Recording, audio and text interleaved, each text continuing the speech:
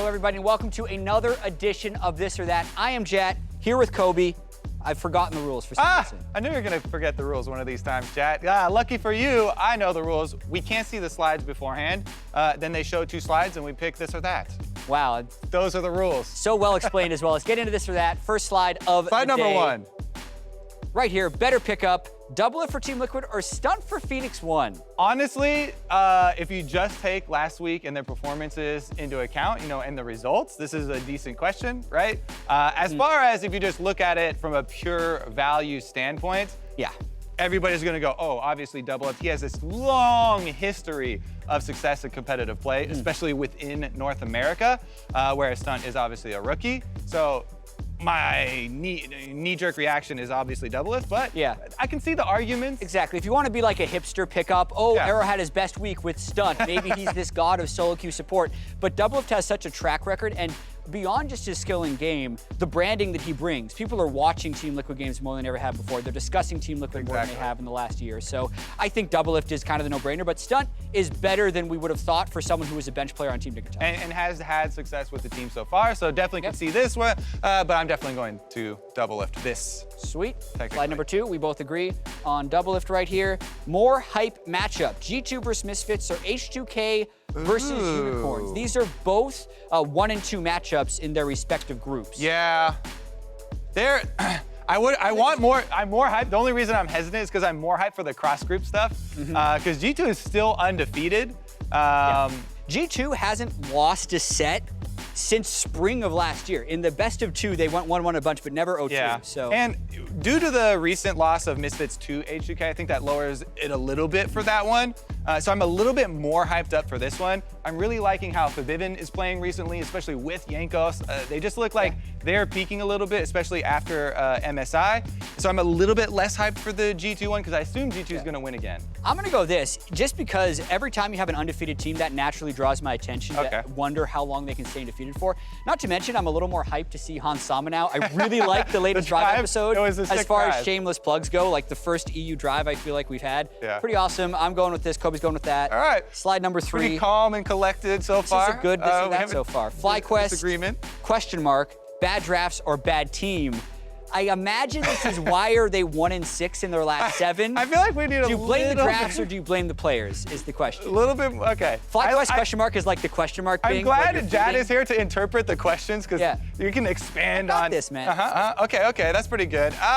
As far as the drafts, I do like seeing the flavor picks. However, the CSing in lane, the statistics for the individual players isn't quite there for FlyQuest. A lot of their wins come from, the playmaking, the team coordination. I have a really hard time going against bad drafts just because I want to encourage more of these flavor picks. I think their drafts are, okay, their drafts, you're back and forth on this. I don't want to just say, bad team, but are you going to blame the team or the drafts more? I'm going to blame the team more because I feel like their drafts the whole year have been creative, and yes, they haven't necessarily executed, but I don't actually think that many of them are inherently flawed as drafts. So I liked the drafts for the most part, and I think they're playing. I would like to clarify a little bit. Yeah, I don't think holistically a Mordekaiser pick is bad. I do think that picking the double melee, Mordekaiser, Maokai into something like a Malzahar, I think that is pretty bad because that's hard for melees to deal with. Going melee range. To me, that's like one bad draft in the last 7 series. So as far as individual picks, like the picks. As far as the whole holistic be very careful with the wording here so it's not misinterpreted. Technically, I have to go with the bad team slide. Clearly a FlyQuest flame. We're gonna go to the next slide. They are, 1 and 6 recently. Yeah, it hasn't been good. Final playoff spot to Immortals or Team Dignitas. If we had to pick between these This is a super exciting one. There's a lot of them coming up here. This is a super exciting one because just as you're alluding to, there's a lot of movement around the bottom of the standings right now. And these are 2 of the ones that kind of more the happier stories. The bottom lane of Immortals that got flamed so hard when they first started. Cody's son and Ole are doing a lot better. Dardoch is evening out a little bit as far as his, tilting or not. So that's definitely doing a lot better. Team Dignitas as well.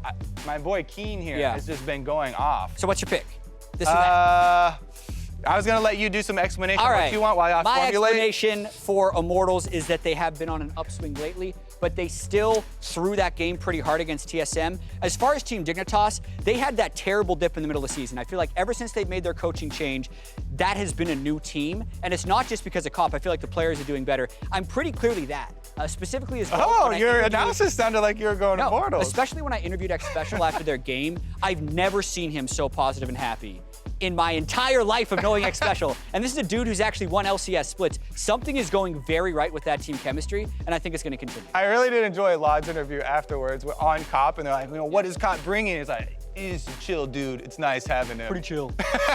Honestly, though, I do like the Dignitas points, especially since I have a bit more confidence in the gains that I've seen from them actually carrying over. And I'm still worried, even though I'm talking about, a bit more even keel from Immortals, I still have that worry in my mind that they're gonna have those tilty games or they're gonna do those tower dives. So I'm gonna pick Dignitas for that reason. All right, I agree with you right there. The thing is, it could still be any of the number of teams. Echo Fox is still It doesn't in the have mix. to be one of these Team two. Liquid could go on a run, although it's pretty unlikely. But for this slide, it's Team Dignitas. We're going to the final slide. Number 5, Home stretch. OG or Raw Cat Clown Fiesta. So bad it's good, or just bad. I am a connoisseur of Clown Fiestas. Yeah. In You're North going America, against though. the previous saying, though, where you said you didn't watch Origin games. Has that changed I because of the Origin Raw Cat series? actually did not watch this full series. I watched parts of it. I was in there for parts of it. Had it on the side. 77-minute game 1. I don't know if it counts. If you watch parts of a 70+ minute game, does it count as like a whole? Regardless, though, the actual gameplay in that one, it was not great. It was definitely rough. In order to get to so bad it's good, for me, you have to have things like people dying to towers with no enemies around. People dying to Rift-Tailed, no enemies around. People using teleport on a screen where they can still see the edge of that And that's what teleport. you like. That's what you're gonna That's what I watch. like. That's how you get all the way into so bad it's good. I feel like this one was on this side. I may be a little bit NA biased for our NA Fiestas. I was But entertained. this is what I'm going for. I was entertained. I got a hand off to the broadcast team as well. I think it was The casting was great. Quickshot and Deficio, especially when they essentially wore like clown hats and noses and were just like, I hate it when people call things Clown Fiestas. This is a totally normal game. The 77-minute game, I feel like, had more people watching in our pit than most European LCS games, so it clearly drew, which makes it good, in my opinion. I gotta go with this. I guess I have a high bar for Clown Fiesta. Yeah, it's gotta be even worse, but that one was just bad. That'll do it for this or that.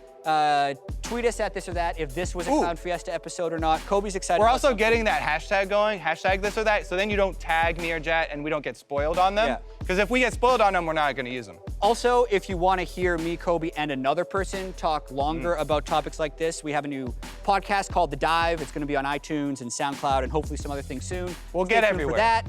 For most of you, you've probably already turned off the YouTube video because you wait until we're done with slides. Keep dragging it out. But for the rest of you that have watched this whole thing, thank you. You're appreciated. Anything else to add? That's good enough. We're done.